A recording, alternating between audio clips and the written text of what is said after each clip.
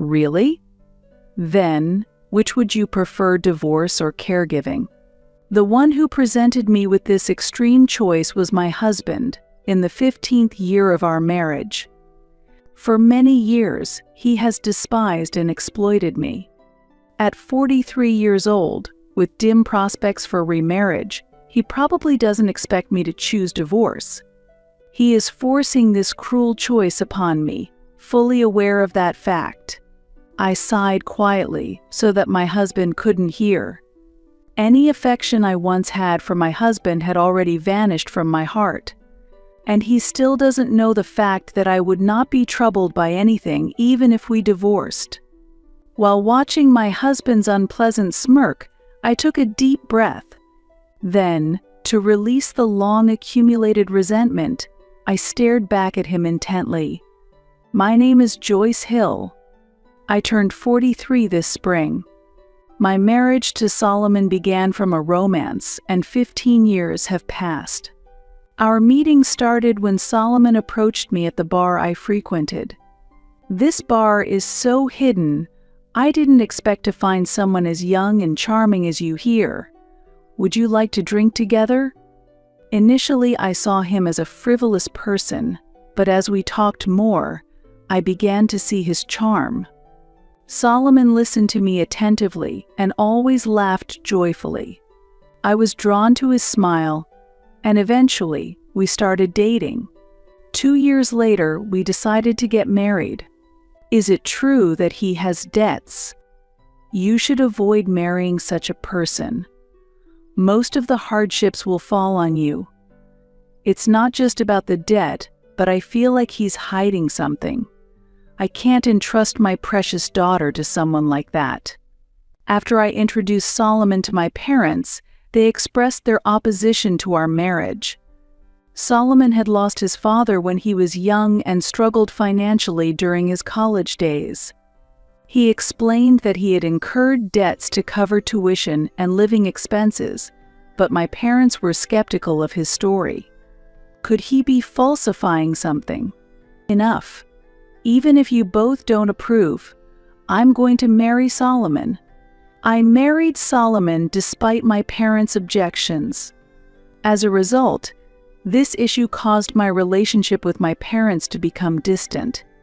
More precisely, I was the one who distanced myself from them. 15 years have passed since I married Solomon. I am now 43 years old, but we have never had children. Solomon treats me not as a wife, but as someone who does household chores. Initially, we were a loving couple. We'll have kids someday. We used to say as we both led busy lives. However, just a year after our marriage, the company I was working for went bankrupt. At that time, Zelda, my mother-in-law, who was living separately, made this suggestion while I was busy looking for a new job. Why don't you just stay at home? That way you'll have kids in no time. Show me my grandchildren soon. 6 months into our marriage, my mother-in-law had already started pressing us for children. She saw the bankruptcy of my company as a perfect opportunity for me to stop job hunting. Honestly, it's difficult to make ends meet on Solomon's income alone. He is still paying off his college debts, and the living expenses he can provide me are limited. Ignoring Zelda's words, I managed to find a new job, but this seemed to have backfired. After that, my mother-in-law started throwing harsh words at me. I want to see my grandchildren soon, but Joyce doesn't understand my wishes at all. Oh, I should have opposed the marriage. Solomon could have found someone much better suited for him. She calmly stated these words in front of me, and her sarcasm became even more severe. What a useless daughter-in-law. Can't you even do this? I'm sorry. Every weekend, my mother-in-law calls me over to handle a massive amount of household chores. Shopping, cleaning, cooking, laundry, the domestic tasks are all left to me. I comply with her demands to help her, but she never thanks me. Instead, she only complains about my household skills. When you cook, the food tastes awful. Even store-bought dishes would be better, she says. When I buy prepared dishes, she complains. That's cutting corners or the flavor is too strong. However, I can't complain directly to Solomon's mother, so I just keep enduring it. Worse, Solomon has gradually come under his mother's influence and has started looking down on me. It can't be helped that your career was reset by changing jobs, but with such a low salary, it's impossible to make a living, right? You understand that, don't you? I can't afford to support you alone, so I want you to earn at least $30,000 a year. That's the standard. Since it was right after I changed jobs, my income was very low. Solomon was dissatisfied with this and demanded that I earn more, and in addition, he pressed me to perfectly handle the household chores and deal with my mother-in-law. After returning home, he does no housework at all, and on weekends he goes out and has fun. Solomon gives me only a few $100s for living expenses, and he spends the rest on his hobbies and pleasures. The debts he had from his student days were, at some point, fully paid off. It later became clear that these debts were due to a gambling addiction, and his story of being a struggling student was a lie. After we got married, by me paying most of the living expenses, he managed to gain financial leeway and pay off his debts. However, even after repaying his debts, the amount of living expenses he provided me remained small. In this situation, I continued to live frugally, but Solomon blamed me, saying, "We're living like this because you don't earn more." Due to this stressful lifestyle, one day, I suddenly collapsed at work. The doctor diagnosed it as being due to overwork. When Solomon and his mother visited the hospital, they were angry that I collapsed from overwork. You're too weak to collapse from something like this. Can you really live like this? They criticized me. What Solomon is saying is right. Really, it's pathetic to collapse from overwork. What if people think we're pushing you too hard? It would be embarrassing for us, she added. Despite their lack of concern for me, I had no energy left to argue with them as my fatigue had accumulated. Gradually, their harsh treatment became a routine part of my days. The reason I endure the harsh treatment from Solomon and his mother is because I decided to marry him, ignoring my parents' objections. I've been pushing myself because I took a strong stance against my parents, and I can't just give up because of a few difficulties. While enduring this, I suddenly realized that 15 years had passed since my marriage. During this time, Solomon and his mother's treatment of me has never improved. I've always been treated like their servant. I no longer have the energy to fight back. However, recently her health has worsened, and I've been called more frequently to take care of her. Mother-in-law, you should go to the hospital. I've been doing the household chores at her house every week, but about a month ago, I noticed that her complexion was bad. Today, she looked particularly unwell, giving out orders in a harsh tone while sitting in her chair. Having been treated like a servant for years, I'm used to it, but I can't overlook someone who looks sick right in front of me. Still, she seems to dislike my concern. Stop playing doctor. I'll decide about my own health. But, quiet. While shouting, she threw a cup from the table in my direction. However, lacking strength, the cup didn't reach me and fell at her feet instead. What are you doing? Pick up that cup and clean it up. Seemingly wanting to get away from me quickly, she staggered up from her chair and went into the next room. I silently wiped up the contents of the cup that had fallen to the floor. Well, she's so energetic, she must be fine. I had been discussing her health with Solomon, but he showed little interest. Taking care of my mother is your job, isn't it? There's not much I can do if you tell me about it. Normally I say nothing, but this time I wanted to retort. But she's your mother, isn't she? But retorting wouldn't change the situation. If anything, it would just lead to Solomon complaining more. Lately, Solomon's return home has been getting later. I haven't had the chance to discuss her condition, and the days just pass by. And then one day, everything changed. What? My mother-in-law was rushed to the emergency room. I received a call from the hospital while I was at the office. They tried calling Solomon, but he didn't answer, so the call eventually came to me. I hurriedly wrapped up my work and headed to the hospital.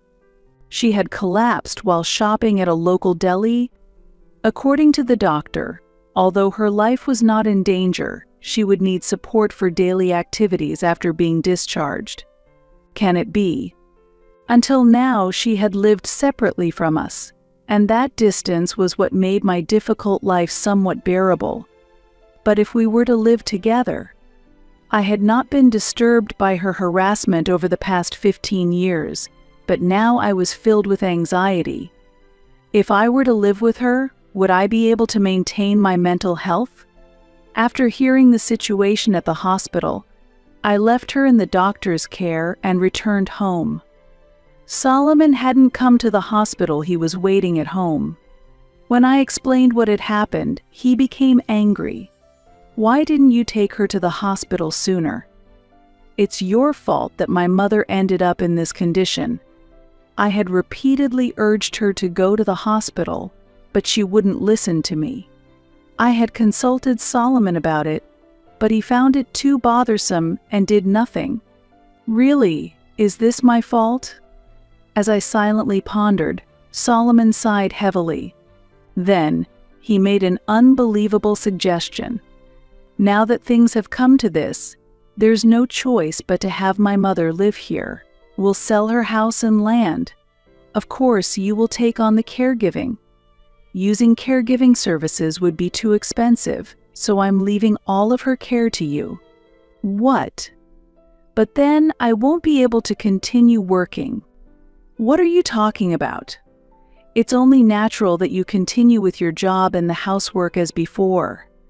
Saying that you can't do your job or housework because of caregiving is just an excuse. Faced with Solomon's unreasonable remarks, I was simply stunned.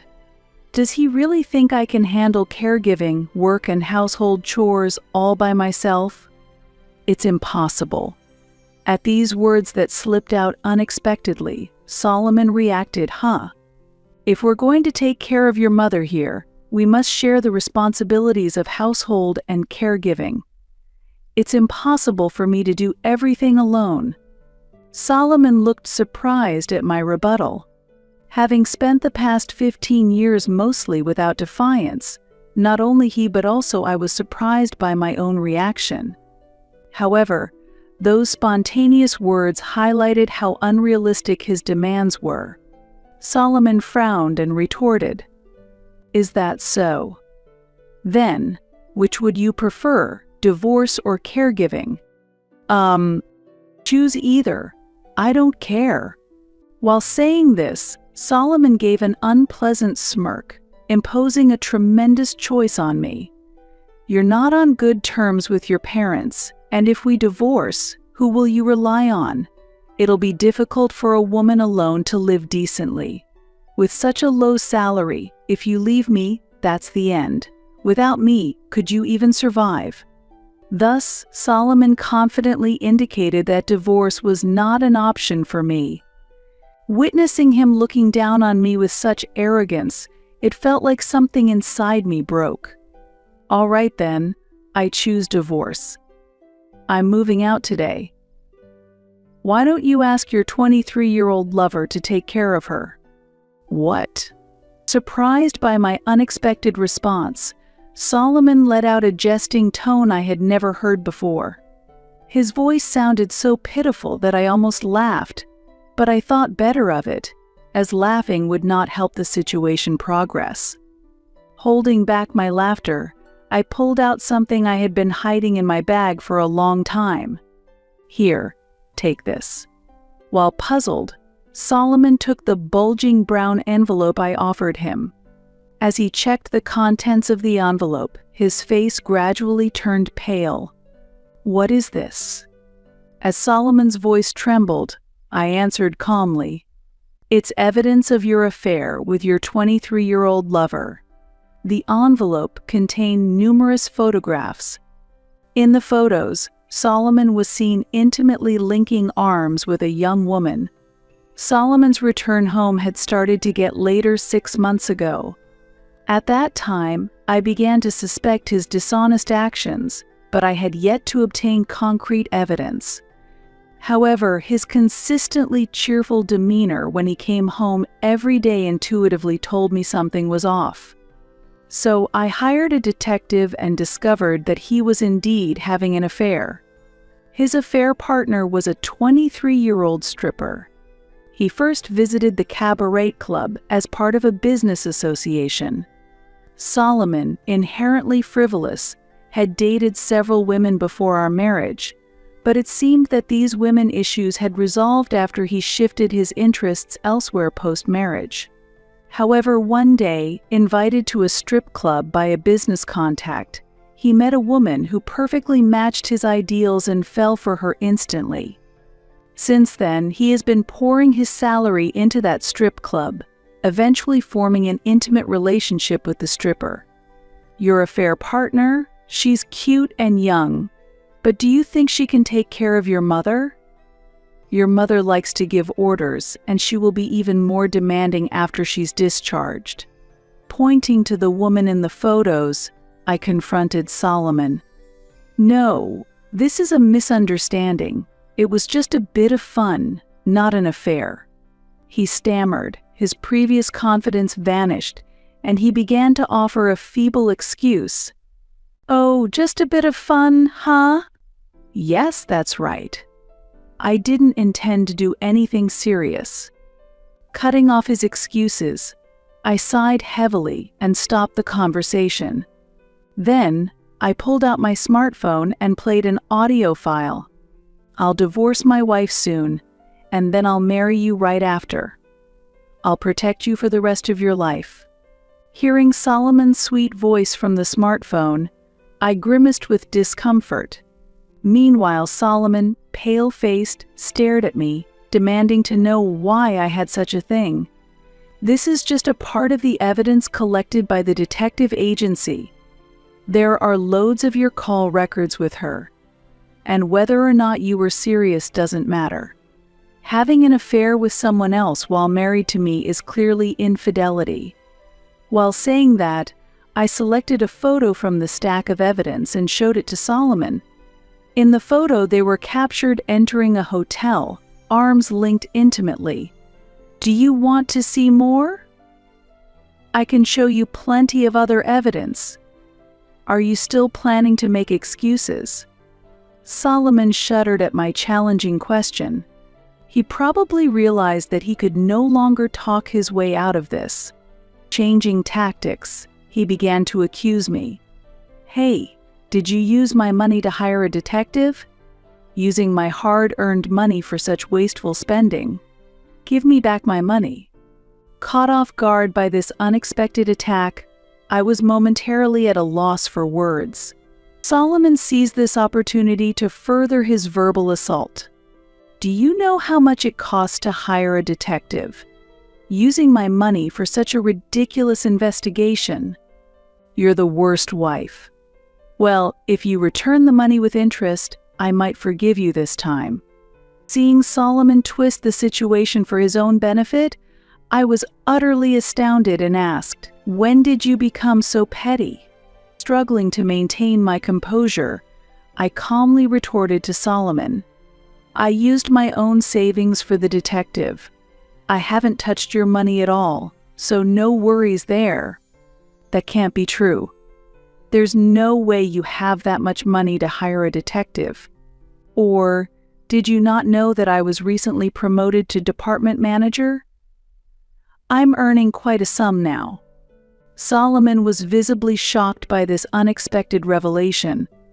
After graduating from college, the company where I had worked for a long time went bankrupt due to the economic downturn. In my next job, I started from scratch as a basic sales clerk, despite leveraging my experience. I was initially placed in a sales administration role, but there was a system in place that promised additional bonuses for success, not just a base salary. Content at first with the administrative position, I faced Solomon's complaints of earn more and directly requested my boss for a transfer to sales. The sales role was challenging, but I embraced the challenge and became the first person to transition from an administrative to a sales role at the company. At the time, the company was seriously short-staffed in sales, and help was desperately needed. After handing over the sales admin tasks to a newly joined female employee, I started focusing entirely on sales. The sales job was indeed tough, but it turned out to be surprisingly suitable for me. I achieved results that matched those of my male colleagues and gradually earned recognition, leading to multiple promotions. Now, I hold the position of department manager. While many women interrupt their careers for childbirth and childcare, I was able to continue working because Solomon and I didn't have children. This allowed me to build and advance my career. Had we had children, my career might have been interrupted, and divorcing Solomon could have been more complicated. Why didn't you tell me something so important? I tried to tell you. But whenever I tried to talk, you hardly listened, did you? When I decided to transition from sales administration to a sales position, I attempted to share this with Solomon. However, he said, "Work talk? Spare me. I don't want to hear about it when I come home. I'm tired." And with that, he never listened to the end of my story. With each promotion, I tried again to tell Solomon, but he never seemed interested in listening. Despite his constant demands for me to earn more, he showed no real interest in what kind of work I was doing or how much I was actually earning. It was last winter when I saw the amount of the bonus I received from the company, and a thought struck me. If I'm handling such a large amount of money, I could live comfortably on my own. I had never thought that way before, but at that moment, it just came to me naturally. Perhaps I had been harboring some dissatisfaction with my situation for a long time. I had married Solomon despite strong opposition from my parents, telling myself that I must overcome any difficulties to stay with him. However, even with such determination, there are limits to what one can endure. After 15 years of marriage, I finally reached that limit. Following this realization, I decided to divorce and hired a detective for that purpose. While I had suspected Solomon's dishonest behavior, I had not yet taken any concrete steps. Until now, I had not considered divorce as an option, convincing myself that I should stay with Solomon no matter how hard it was. However, the moment I decided to divorce, I took action. I finally obtained proof of the affair, and now I am confronting Solomon. Solomon has not treated me as an equal. To him, I was merely a convenient tool, routinely belittled and treated like a servant. Before our marriage, he was kind and listened to me. However, at some point, he changed into this cold person. Perhaps I just hadn't noticed before, but maybe Solomon was always like this. Who would want to stay with such a person? Normally, it's impossible. That's why I chose divorce. I definitely do not want to take care of a mother-in-law who has never valued me from the start. Even if offered money, I would refuse. After her collapse, my mother-in-law's body became frail, but her mind remained sharp. If I were to care for her at home after her discharge, it's certain she would treat me more like a servant than before. I would consider caregiving if she respected and appreciated me, but expecting such an attitude from her is unrealistic. When Solomon confidently forced me to choose between caregiving and divorce, my mind was already made up. I should tell you, I earn more than you do. What? Despite your lack of substantial contributions to our living expenses, the fact you never questioned our lifestyle shows how oblivious you are. The reason you could eat every day is because I was earning. It seems you still don't understand, but you're the one who would be in trouble if we divorced. Solomon, who has always looked down on me, is clearly upset to learn that I earn more. His face turns red, his lips press tightly together, and he trembles with anger as he glares at me. As I watch him in disbelief, he blurts out something unexpected. Fine, I get it. I want a divorce from such an arrogant woman like you. In exchange, give me half of your savings. There's such a thing as division of property. His foolishness makes me look up to the sky in frustration. But I quickly return my gaze to him and deliver a further blow with a cold voice.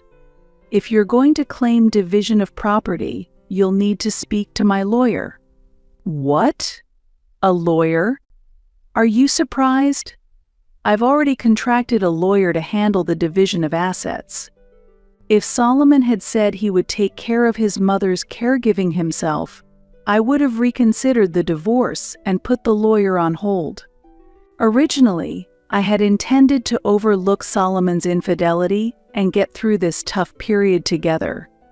I hadn't expected him to make such a proposal, but it ended up this way. Solomon clearly became flustered the moment he heard the word lawyer. A lawyer, is that? Isn't this something we can handle ourselves? There's no need to go that far. You've never listened to me properly and have ignored me all along. That's why I think it's impossible for us to resolve this alone. Moreover, I want you to take responsibility for everything that's happened, and involving a professional is the best way to ensure that. Solomon looked around anxiously with a pale face. Did you really think you did nothing wrong?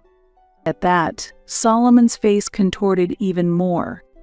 He had demeaned and treated me like a servant, but he seemingly never anticipated being retaliated against in such a manner. His selfish actions made me regret marrying him and resent my own choices. Then, I'll start packing. You figure out the rest. As I said this and began to leave, Solomon suddenly reached out and grabbed the hem of my clothes. Wait. Let go. I don't have any money. I frowned at Solomon's sudden confession. I got obsessed with the stripper and bought her lots of designer goods to get her attention. Because of that, my savings are almost gone. That's why I don't have any money to give you. Recently, I've even been borrowing a bit from my mother's pension. Unbelievable. You've been using your own mother's pension. This was the first I'd heard of it, but it seemed like something Solomon would do. A thought suddenly struck me. You never talked about living together before, but as soon as your mother got sick, you suggested it. Not really for her sake, but for your own benefit, right? Are you trying to sell her house and land to get the money? At my words, Solomon awkwardly diverted his gaze. The nausea stirred within me knowing my husband could act so calculatingly. You're truly despicable. To do such things for your own gain. I've been treated horribly by your mother, but I do feel sorry for her having such a son. However, while I might feel a hint of sympathy, I'm not about to forgive all her past actions. I shook off Solomon's hand and declared coldly, "It doesn't matter that your savings are depleted. If necessary, I'll have your wages garnished to cover the costs. I have a divorce lawyer who's experienced in these matters." Wait, please reconsider. I'm begging you. It's impossible. No matter how firmly I refused, Solomon showed no signs of giving up easily. He knelt down as if atoning for a grave sin, desperately begging for forgiveness. "I'm truly sorry. From now on, I'll change and start over. I'll help with my mother's care, of course, and I'll actively assist with the household chores. And I'll never cheat again. If you divorce me, my life has no future," he pleaded. It seemed he finally understood that his daily life couldn't function without me. But it was too late. "How can I believe your words now after years of betrayal? You are incredibly naive and detached from reality. I am determined to go through with this divorce by any means necessary," I stated resolutely. "No way," Solomon exclaimed in shock. "What you are about to face is the natural consequence of your continuous disregard for me. Just quietly accept it. Be prepared," I told him. A look of complete despair crossed Solomon's face, and he collapsed weakly to the floor. Following that, we formally proceeded with the divorce and successfully settled the division of assets with the help of a lawyer. Solomon decided to take care of his mother and sold the house and land she owned. He then used the proceeds from the sale to pay the alimony. After the divorce, Solomon, now left only with the stripper he had been involved with, proposed marriage to her. "My wife has left me, and I've lost everything. You're all I have left. Help me, marry me, and take care of my mother." However, the stripper firmly rejected his proposal. She was only using Solomon's emotions for her business, confused by genuine affection, and sternly rejected him, insisting he never come to the club again. When Solomon proposed marriage to the young stripper, intending for her to take care of his mother, it was an unbearable request for her. Solomon, once charming, seemed to have lost his ability to understand women over time. 15 years had passed, and the man he once was no longer existed. Ultimately, his relationship with the stripper he met at the strip club ended with him being banned from the establishment. All the money and time he had invested there vanished without yielding anything. I did not demand an apology from the stripper. When I found out his affair partner worked at the strip club, I intuitively understood it was part of her professional behavior. I am grateful to her for cooperating to smooth the divorce process. Meanwhile, my mother-in-law was initially pleased to hear about our divorce but found reality far from her expectations after being discharged from the hospital. She suffers under Solomon's inadequate care and repeatedly pleads for my return. "Why did you divorce Joyce? You are the reason I am suffering so much," she lashes out at her son. She seems utterly unaware that she was part of the reason for our divorce. If she had been more understanding, she might not have left Solomon alone, and perhaps we would not have divorced. However, my mother-in-law is very self-centered, much like Solomon. Financially unable to afford caregiving services, Solomon finds himself in a dire situation regarding his mother's care. Thinking of this as a long-deserved punishment for their treatment of me, I sometimes feel that this is still relatively mild. Their future seems wrapped in misfortune and darkness. Whatever future awaits them, I find myself detached from any particular feelings about it.